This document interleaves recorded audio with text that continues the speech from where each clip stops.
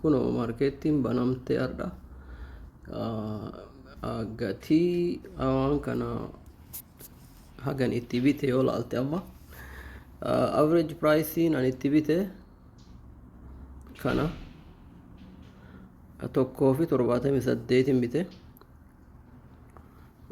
amma ammoo 1.89 akka jirti mallaqa ammoo itti dabalame haga xiqqoo isin saantimii xiqqoo ol kaate san irraa akka itti dabalamte agami 39 jirti amma yeroo an viidiyoo kana jalqabe waan hagas irra gad xiqqaatti ol deemtee gad deemti because the markeettiin amma banaa qabdi markeettiin banaa qabdi price illeen yookaan gatiin gurgura gad deemti ol deemti and akkami kana hagana akkami bitaa akkati itti bituu dandeettu yoo interest irraa qabaatte si agarsiisa and aniin amma kunoo kana kun Google company kun Google stock pricing or stock company kana ka yoo Weibo anamma Weibo ka kan irraa bitu jiru kun Weibolin company log in goote account register waliin goote malaqatti naqatte stock market seente gatii company adda addaa ka gurguramu market irra bituu dandeettu kun amma Google as jalatti yoo laalte Google Nasdaq irra jirti. The price is $93 sagaltamii sadii fi 80 akkasii jirti miti and so yoo bituu barbaadde yoo mallaqa gayaa keessa qabaatte account hangee keessa let's say mallaqa yoo qabaatte as keessa mallaqa kana account wayita deposit yoo goote akkanatti show up taati asii asitti gad argamti so let's say yoo in bita teetti seente company asitti bakka tana tuite you click here you search for whatever company you want to buy company barbaadda kaati bituu barbaaddu whichever one you want to buy so let's say Google deemte and you click on regular charting kunin akkuma yeroo dura waliin haasofne san yoo video previous video asin dura asin maxxansan yoo daawwatte this is a regular charting this is you buying a regular stocks regular stock if option is adda and regular stock yoo bitte yoo dollari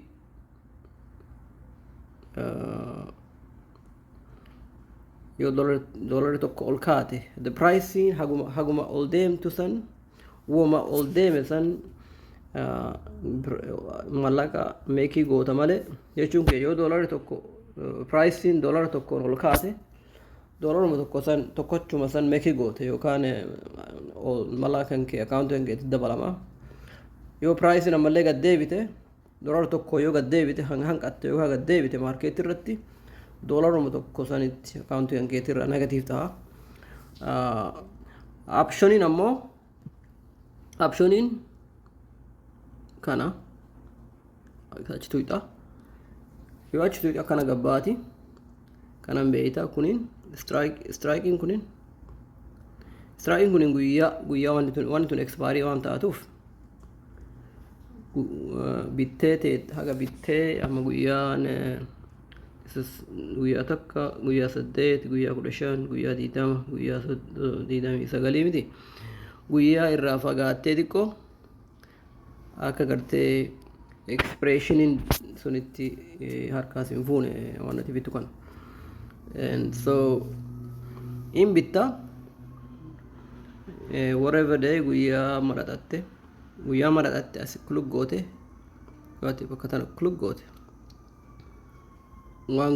gabayaan guyyaa san waan as jalatti gurguramtu ka guyyaa sanii you click on this day and then you just click back to nammoo call option irra jirta. Call option jechuun pricing kunin all deemaa jechuu all deemaa jettee akkasitti bitta jechuu yoo ammoo put optionii kana yoo san irratti if you change achi jijjiirte yoo kanarra jala bitte waan ati bitu jirtu stock pricing kun gad deemaa jettee bitta jechuu. Anyway, let's focus on the call options. Call optioning, we saying the price is gonna go up. So, and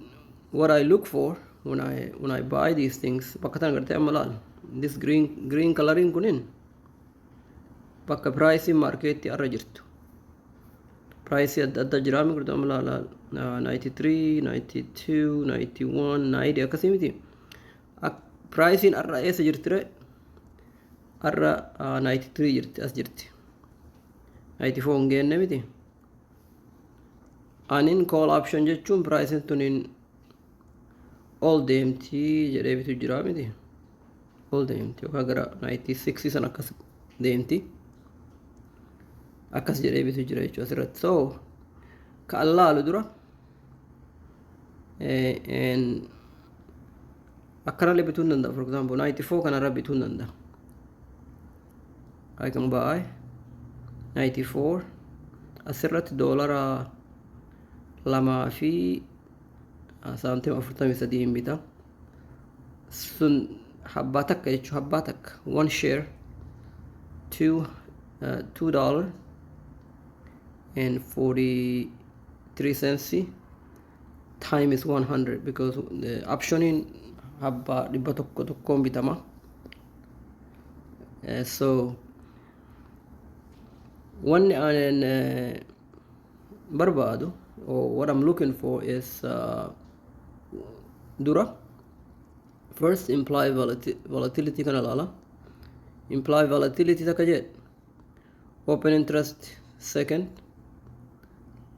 sadaffaan delta I'm looking at number delta idan kana delta kana lala. All of them what I'm looking for is implied volatility kunin I don't want them to be too low. I don't want to buy anything lower than like lower than 25 jedhime. And then as far as open interest maal agarsiisa nama hagamitti gatiin ati irratti bitu jirtu kana nama hagamitti gatii bitu jira. For example amma price 94 kana yoo irra bite if your price I buy it on 94 price 94 kana yoo an bite nama hagamitti 94 kana bitu jira 93 kana irratti nama hagami bitu jira 92 kana irratti gabayaa hagamitti nama hagami bitu jira jechuu agas beeksisti beeta guyyaa kana irratti price kana irratti nama hagami bitu jira. And sun lamaffaa miti. Ka sadaffaa delta is the most important. Deltaan kunin agartee malaala sitti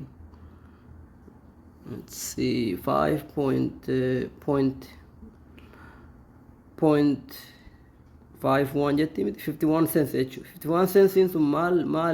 translation isi yoo pricing kunin gad deebite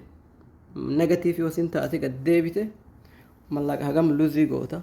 yookaan mallaqa hagam baankii keessa account keessa negative taate yookaan sirraa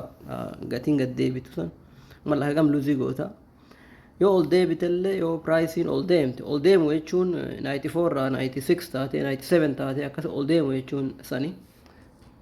hagami mallaqa hagami itti ida'ama san so san yoo laale san guyyaa expiration date kana hagam binne duuba wanna murteeffadhu guyyaa expiration datein kunin ka asirra jiru expiration datein kanaan beeytame expiration datein kun irraa fagoo jira addaan baafadha dura lammaffaan deltaan sunin at least 0.55 cents 0.55 irraa hagas irraa gadi tahuun qabu lammaffaan san kan addaan baafadhu sadaffaan ammoo marketiin kunin amma kunin analyze kan bakka sana tuqa analyze bakka waan sun achi tuqa wannan laalu maali pricing stock pricing kunin normally high irra jirti moo average irra jirti moo low jirti kan addaan baafadhu amma for example warra kanarratti your pricing kun amma 93 jirti miti amma the Google is 93 jirti miti yoo isiin 129 akkasoo jiraatte in bitu because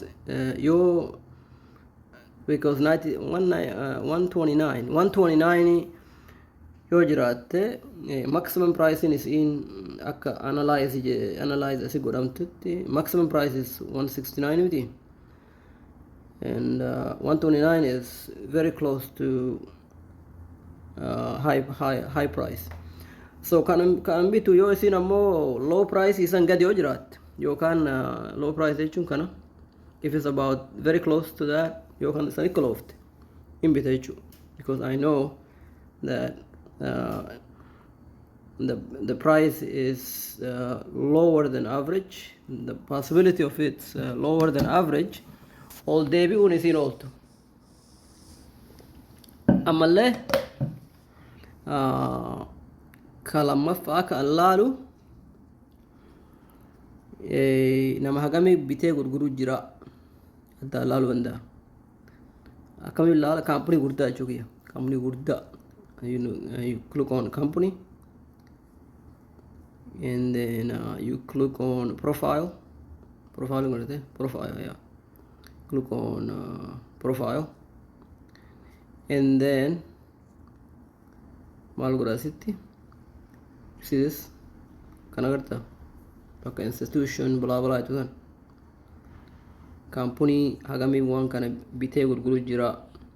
insider ana mas kesa company kan kesa dalagu hagamit bite yoka gurguru jira then I click on increase just to see recent activity and then decrease click on lala and that's one thing I check and personally recent news lala amale pricing kun hagam or feed hagam gadde biti lala so and then I just go back and buy bitu namo let's assume that we're gonna be on this 94 you click on 94 kanagabati this is what you see kanagadagarta buy and sell and the most important thing for me is that guya kana lenji day okay to son I change from the day inji jira chirat good until cancels and devsa lamafan limit paket san order type limit is in rak kan on jiru mal seta stop order kana itti dabala akarte yo gatiin gadde bite amala ka losing gone wan biten san akka losing gone yo kan marketing yo gadde bite akka computer system automatically yo arrafe fi dalage fi wan birara jiraadalle akka gatii wayta gadde bite bakka anin itti katabade kana irratti yoo singeette akka daftee keessaa na baaftu haga waan akka losing gone malla hagam losing godha haga marketii keessaa hin baane asirra qoratta estimated lost marte mallaqa hagam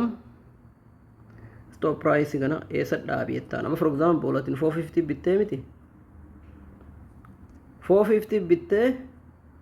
hagam mallaqa luzii goota gatiin yoo hagam gad deebite keessaa baata san warsi gaafatu percentage jira 5% yoo siin negative 5% yoo siin taate achi keessaa baha jettamoo if you tantatilee katabuu dandeetti you can write on your own by hand if you want to like 30% negative 30% 10% 10% maali 10% hagam mallaqa hagam luzii godha yoo barachuu barbaadde achis agarsiistu warra automatically calculate si godhanii garte so 10% is $40 luzii goota and 5% ammoo $20 luzii goota jechuudha hagam mallaqa hagam yoo mallaqa hagam gatiin ol kaate markeetii keessaa baha illee godhuu dandeetta take profit jechuun mallaqaan meekii godhe yookaan gatii haga ol kaate yoo amma $400 bittee $700 yoo taate keessaa baatamoo itti dhiifta 1,000 yoo taate keessaa baatamoo itti dhiifte kana yoo irratti gaafatan hagam yoo gatiin ol kaate eessa keessaa baate eessa gurgurte jechuu isaaniiti sanillee murteessuu qabda asirratti yoo akkasi gatii itti dhiifte yoo gatiin gad deebite mallaqa haga deebitteen san kasaaruu malta yoo ol kaate illee yeroo hagana gurguraa jettee sistami kunin automatically akka gartee kompiitarri si gurguru halkan taate guyyaa taate illee bira teettee telefoonadhaan guyyaa yookaan kompiitararraan eeydee mataatti dhukkubuu adoon ta'ini ifii isaaniitii kompiitarri gurgura yoo atiin ifii keetii waan kana set up godhatte so that's how what I do before I buy anything as deeme waan kana set up godhadhe normally I'm not worried too much about hagamit yoo hagam mallaqa hagam tolche mallaqa hagam yoo ol gatiin ol kaate keessaa baha 400 yoo bite 450 keessaa baha moo 607 keessaa baha kana rakkunin san kan irra concentrate irra godhu kan anatti importanti mallaqa akka losing goone waan biteen san akka losing goone agas mara yoo guddatte 10% yookaan 20% hagasii gadi akka markeetti akka pricing sunin waan gatiin sunin gadi hin buune akka markeetiin keessaa na baaftu kana ammoo yoo hagam gatiin ol kaate keessaa baatu keettu kana ka jedhu kana ani maal godha harkaan jijjiira katabaan jijjiira jechuudha 30% yoo angoolellee amma akkuma agartu kana achirra kataban $130 yoo haga tibitte yoo hagi sun irratti dabalame achi gurguramaa jettii miti yoo feete akkasumallee godhuu dandeette yookaan harkaan katabuu dandeette haga feetetti yookaan yeroo ganamaa yookaan yeroo markeetti banaa qabu lafaa kaate gurguruu dandeette yeroo gatii gahaa ati feetetti si galtee suusanii amma for example meeshaa agarsiisa kan ganama kana bite kan ganama kana bite amma tokko kana amma akkuma reefsu agarsiisan amma ol kaate miti ol kaate gad deebite yoo markeetti wanni kun is very important gatii ol kaatee gatii gad deemtu kana akka hin kasaarre stop loss tisa yoo katabatte is very important akka gartee gatii yoo ol kaate bareeda yoo gad deebite akka mallaqa losing goone jechuudha optioniin kun duuba wanni siin very importantiif amma ganama hagamiin bitan ganama tootoliin isii 534 garuu optionii wannan bitee beekta each individual stocks I bought 300 share dhibba sadii biteemi habbaa dhibba sadii bite sadii itti garuu is 300 share it's called 100 calls each call is 100 so 300 calls so I bought it for $178 agasiin bitee miti amma ammoo hagam jirti amma $2 jirti and the difference is very minimum. Let's say $2 utility,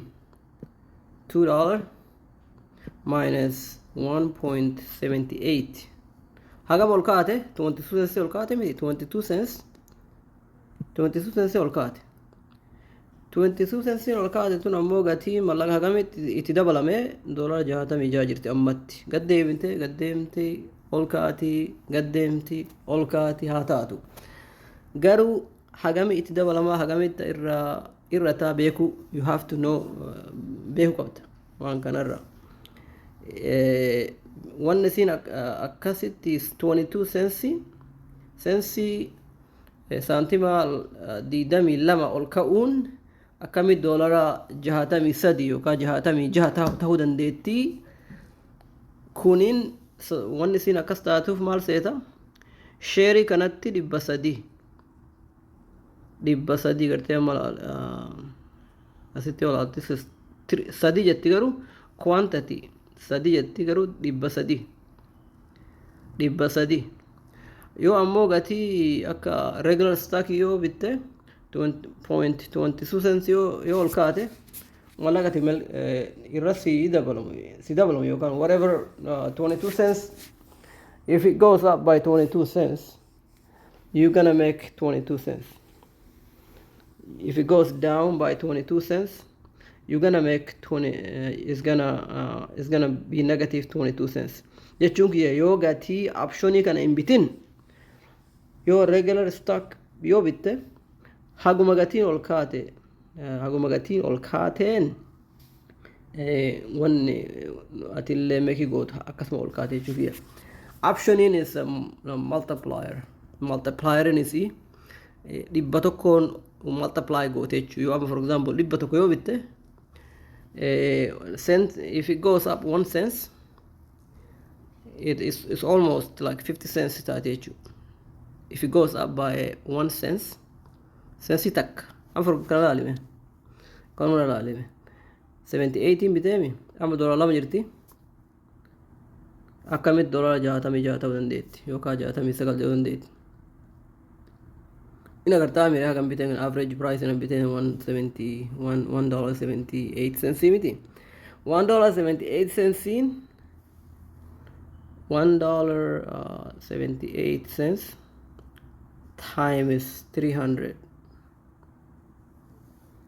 agarte times 300 yoo goote hagam taati calculator 0.178 times 300 534 sani miti san 534 kun oo kana amire sanin because anin kunin 300 in kana 300 kana so 1.78 times 300 in kana laal 300 in kana garde and so 300 times 1.38 equal 534 kanaami kun ore akkas duuba yoo xiqqoo ol kaatu if it goes up small amount 300 share kanaan multiply goot that's why it's very important to buy share options and if you want to sign up to buy options to buy stock market kana bitachu yo stock market account banatte malaqatti nagatte akka waan kana bitu momo karu barbaad if you want to do that I can and this is a fake account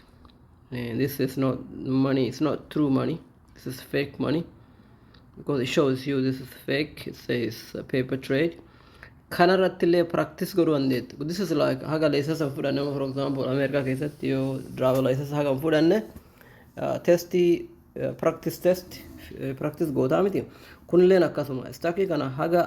kunin si barsiisti hagam wanni kunin bitee itti practice godhama bituu dandeetta this is fake money waan taateef yoo luuzii gootellee yoo meekii gootellee it doesn't make a difference garuu muuxannoo irra baratta jechuu akkami bitanii akkami gurguranii shaagala waan kana maraayyuu irra baratta agartee akkana hagana yoo gaafii qabaatte yoo banachuu barbaadde duuba akaawuntii banattee mallaqatti naqattee waan kana bittaa fi gurguraa itti seenuu barbaadde linkii video kana jalatti linkii dhiisa I'm gonna leave a link click on the link register godhadhu akaawuntii banadhu yoo gaafii qabaatte gaafii gaafachuu dandeetta video adda jira ka afaan inglishiitiin ummati ameerikaa kunin ijoolleen ameerikaa ummati profeesarri adda ka waan kan youtube irratti maxxansee hedduun jirti anuu kanarraa baradhe beeyta ummata keenya ka waan kana video irraa baasu takkallee hin agarre garuu ummati biraa waan kanarraa mallaqa bareeda tolchanii dalagaa easy gartee dalagaa gartee manuma teettee yookaan duraan dalaydu sanit whatever you do wama dalaydu dalaydee tanallee irra dabaltee akka dalagatti mallaqa irraa tolchita akkas tolfatanii mallaqa irraa quufan jechuu tana godhanii warri stock market godhanii real estate godhanii investment adda godhanii akkanaan duba guddatanii gabayaa adda irratti mallaqa tolchatan nulleen ummata keenya akka isaan fuulduratti nafne jechuun kiyya godhuun sila nulleef barbaachisa akka gartee if duubatti nafne maarkeettii fi waan ummati addunyaa kun irratti bobba'ee mallaqa itti tolfatee itti duroomu nulleen sila fuulduratti barachuu malee miti kanuma yoo gaafii qabaatte comment irra dhiisi otherwise I leave a link and let me know if there is gaafii yoo jiraatte otherwise waan an siin jedhu guyyaa gaarii walitti deebinee wal agarra linki I will leave the link you click on it and register it into the next video take care